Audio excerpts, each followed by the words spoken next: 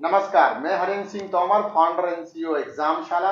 आप सभी का बहुत बहुत स्वागत करता हूं इंटरव्यू सेशन में। आज किसका सेशन है भाई? टॉपर स्टॉक में आप सभी का फिर से स्वागत है। हम पहले सिलेक्शन की बात लाते थे जिनमें वनडे एग्जामिनेशंस को कवर करते थे। अब सब लोग जानते हैं कि एग्जामशाला आपके सपनों की शाला, जो अब UPSC union public service commission के एग्जामिनेशंस की तैयारी शुरू करवा दी है, जिसके पास दिल्ली के एक्सपर्ट यानी जैसे हमारे साथ डॉक्टर एस.एम. आजाद सर हैं, ऐसे ही अवध ओझा सर हैं, ऐसे ही झा साहब हैं, ऐसे ही नरेंद्र शर्मा सर हैं, ऐसी टीम में बहुत सारे लोग मेंबर जो दिल्ली में काफी बच्चों का सिलेक्शन करवा चुके हैं। उन्हीं में से एक सर आज हमारे पास अवेलेबल है, आज हमारे पास इंटरव्यू के लिए आए हुए हैं। इंटरव्यू के लिए हम लोगों ने आमंत्रण किया है। तो सबसे पहले मैं डॉक्टर एस.एम. आजाद सर से चाहूंगा कि क्वेश्चन की शुरुआत उनसे की जाए।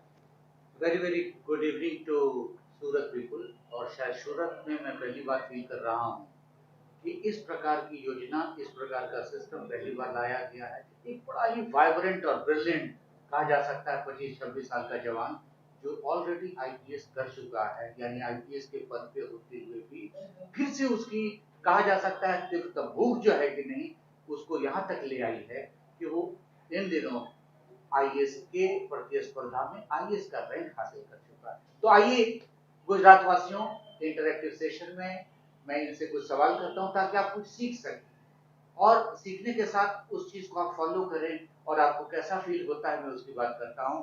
वेलकम आबिद साहब, आपका बहुत बहुत शुक्रिया इस संस्था में आप आए हैं। Thank you. और लाने का आपको मुख्य उद्देश्य है कि आपका मैसेज जाए एग्जामशाला के प्लेटफॉर्म से कि दिल्ली की टीम एक्सपर्ट लोग आप अपने व्यू को दीजिए। तो सबसे पहली बात मैं आपसे सवाल करना चाहूंगा कि आपको एहसास कैसा हो रहा है आईपीएस का पद हासिल करने के बाद फिर से आपने आईएएस का पद हासिल किया, इसके बारे में कुछ शेयर करें अपना भी। जी, बिल्कुल ये बहुत ही एक खुशी का मौका था और even after my first attempt जब सिलेक्शन हुआ था it was very proud moment.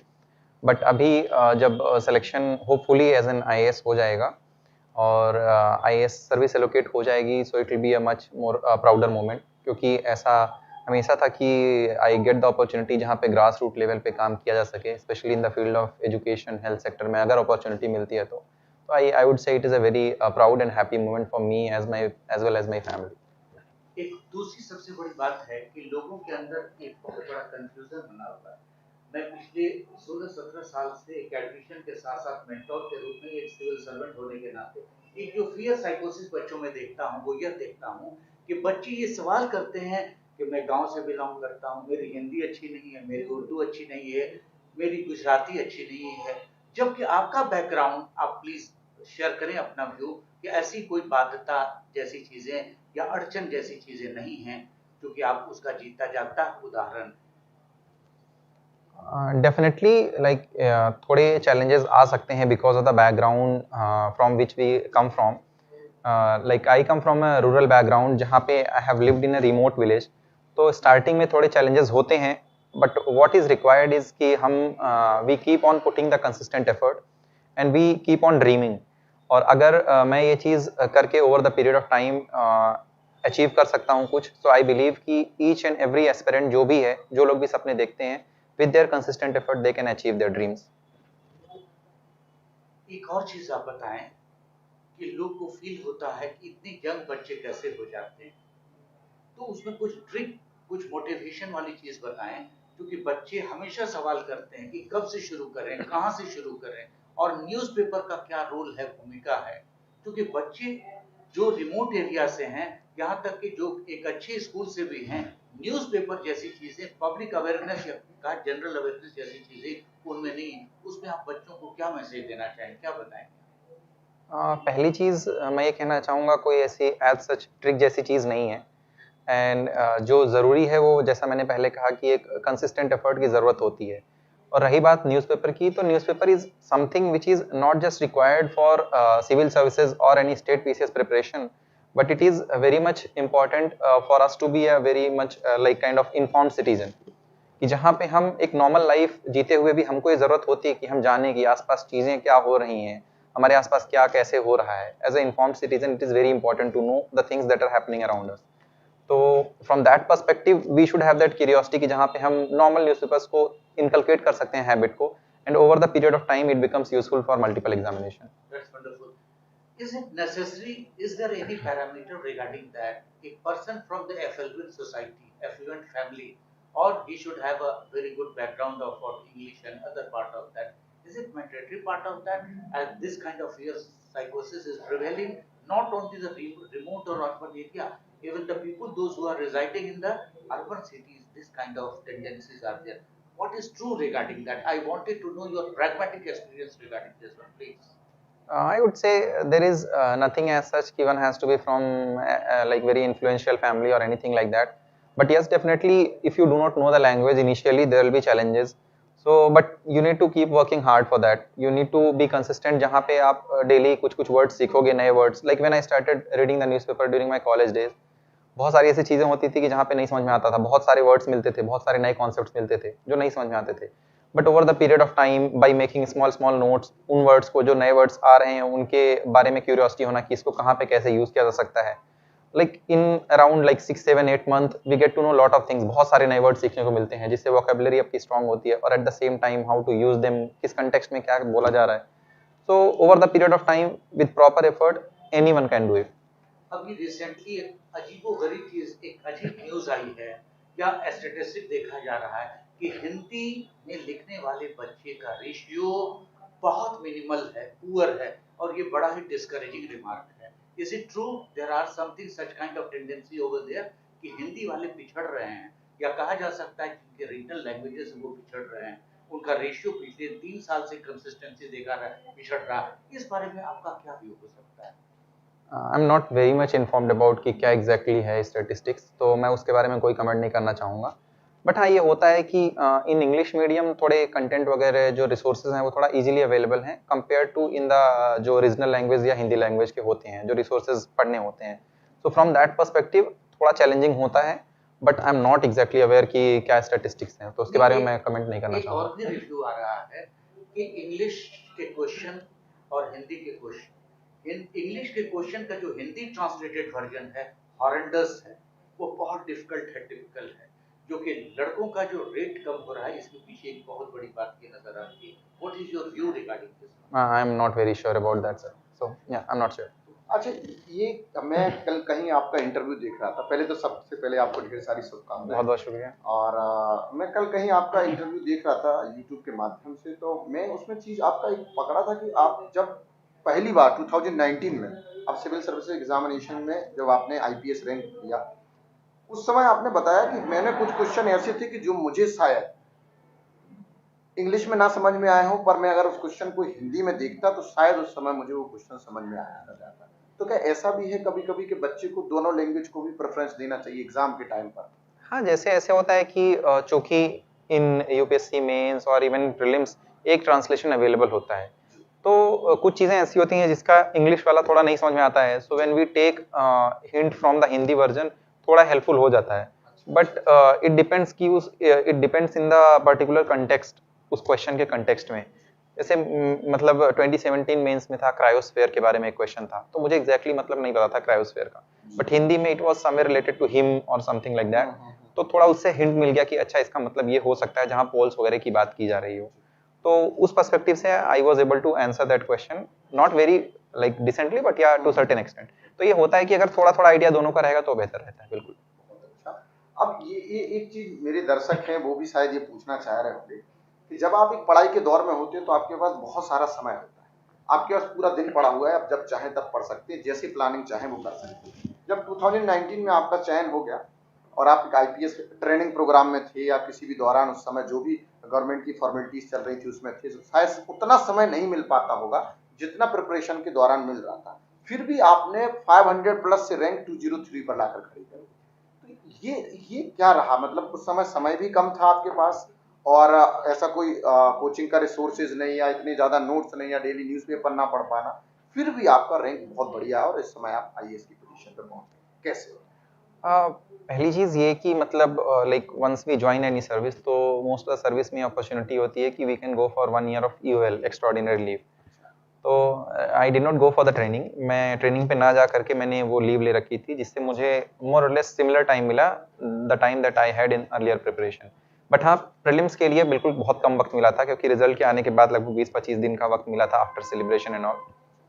तो पहली चीज़ तो ये थी कि कंसिस्टेंटली बहुत जो सबसे ज़्यादा चीज़ें जो फेवर की, it was the earlier experience, जो प्रॉपर अंडरस्टैंडिंग पिछले 2-3 सालों में डेवलप की थी चीज़ों की, दैट वाज वेरी हेल्पफुल।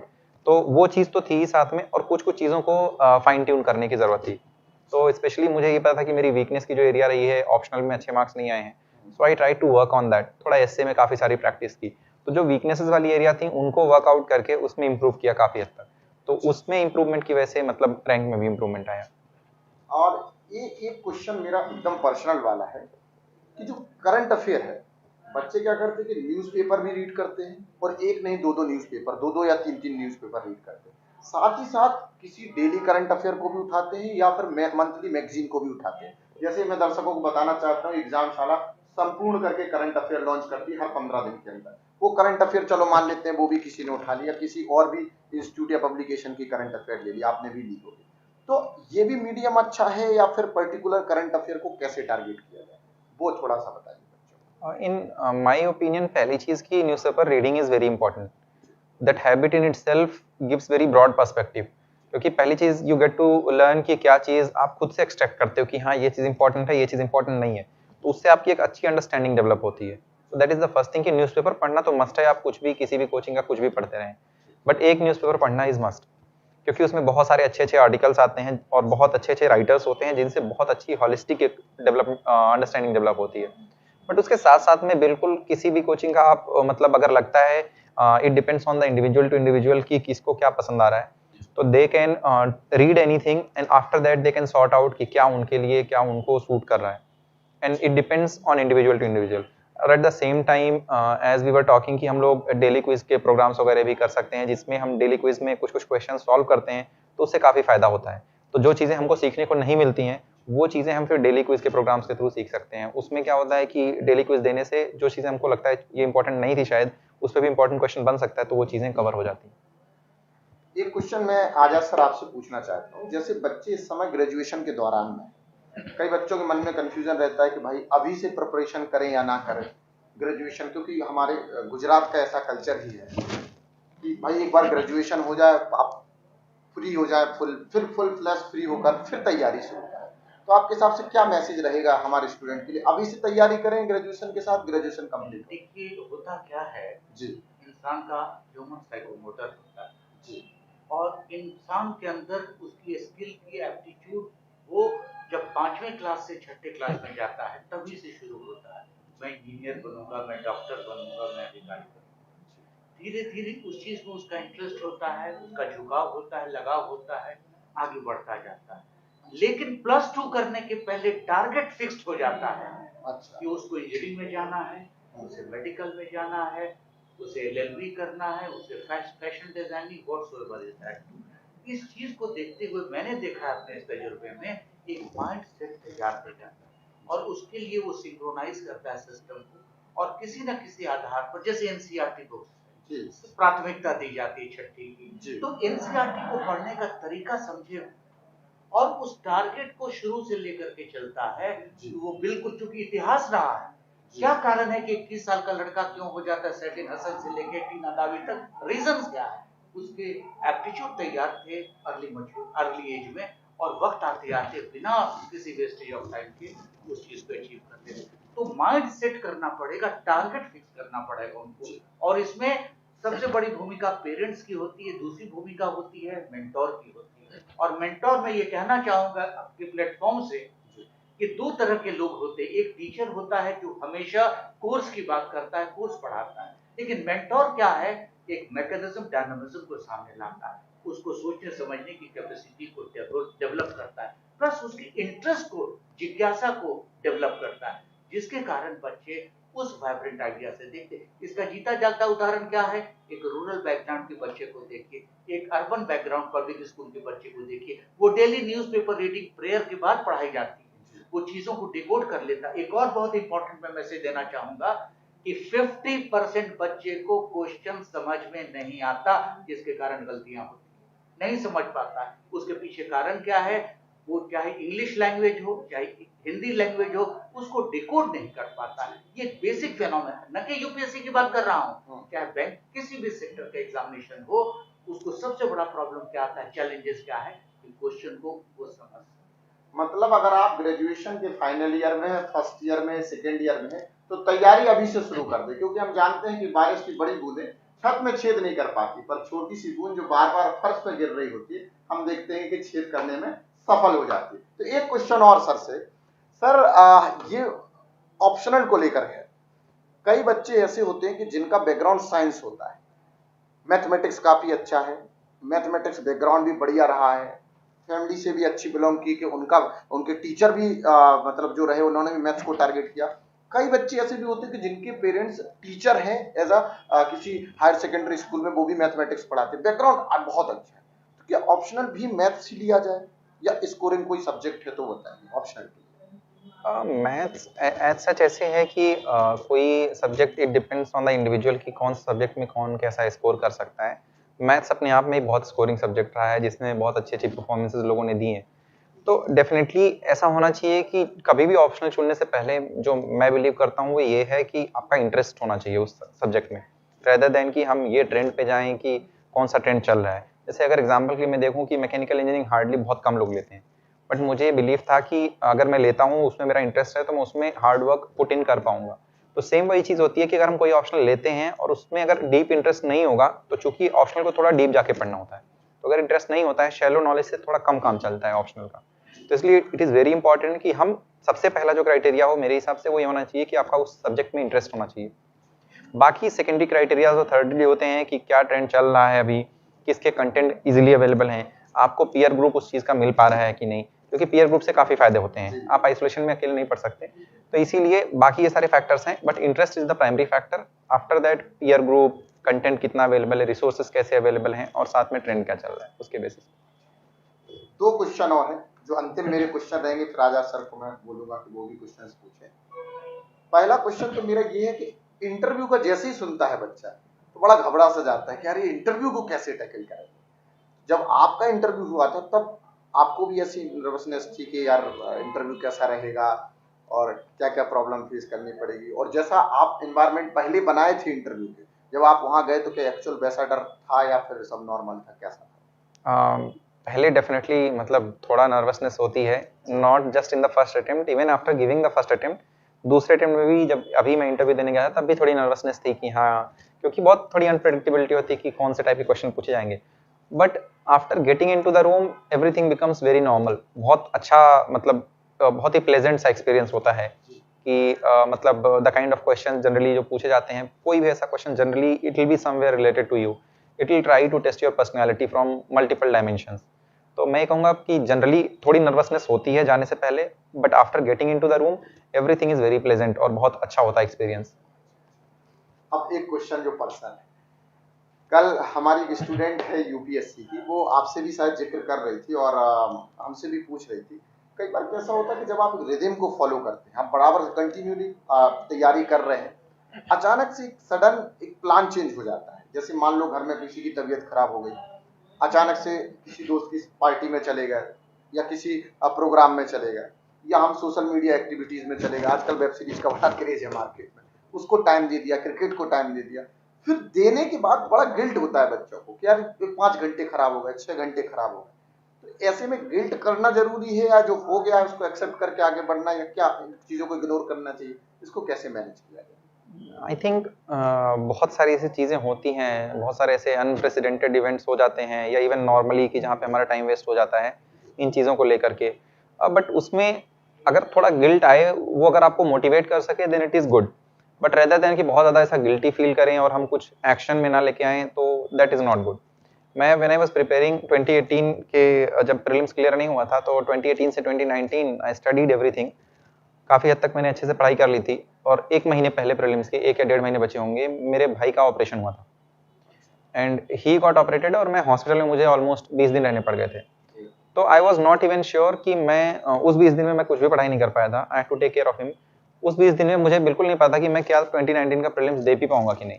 और after his operation, bringing him back, उसके बाद वो सब करते हुए I was left with only almost 20-25 days of prelims.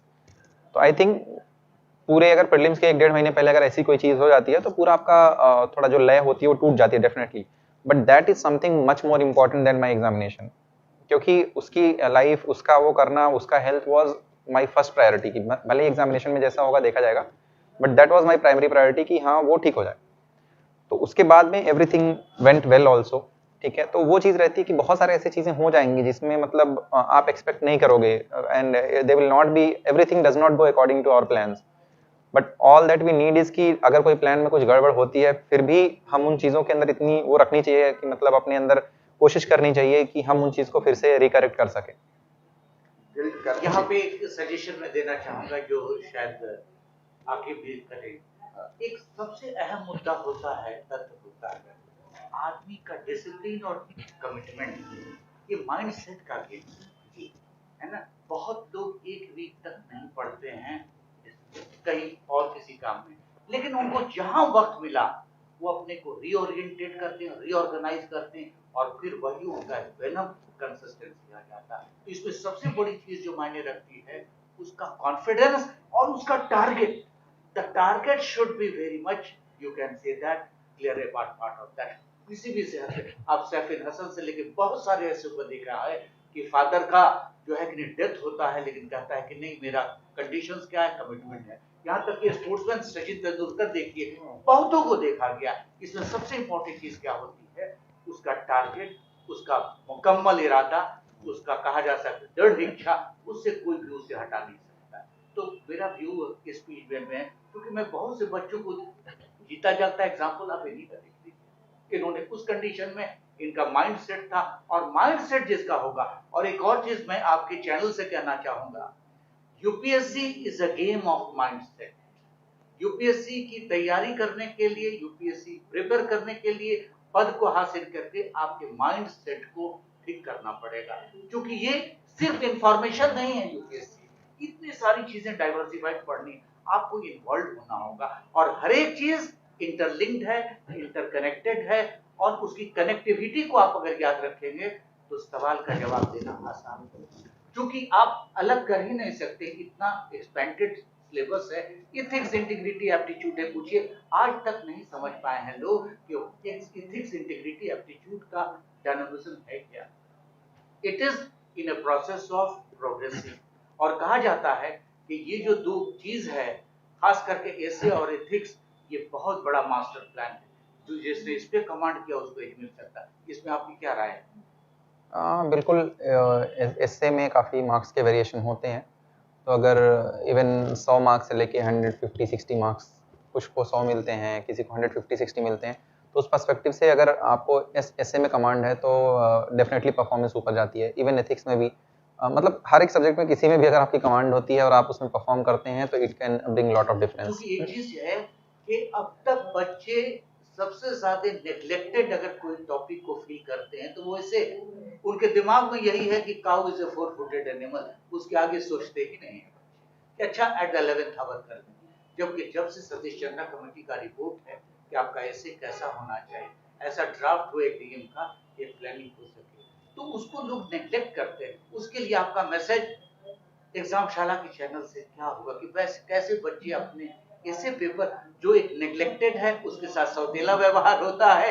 मैं तो कहूंगा कि 4 आपका सेक्शन है, 5 पेपर, जीएस का 5 पेपर है, वो 5वां क्या है जिसको कहा जा सकता है जैकपॉट कहा जाए या डार्क हॉर्स कहा जाए, वो क्या है? तो इस तो आई थिंक कि एस्से के लिए थोड़ा रेगुलर प्रैक्टिस की ज़रूरत होती है, क्योंकि उसमें राइटिंग स्किल्स की थोड़ी एक ब्रॉडर और डीपर अंडरस्टैंडिंग की ज़रूरत होती है। तो ओवर मैं जो करता था वो ऐसे करता था। पहले तो मैं भी बिल्कुल जैसा आपने कहा कि नेग्लेक्टेड एरिया है, मैंने भी नेग्लेक्ट किया पहले अटेम्प्ट्स में।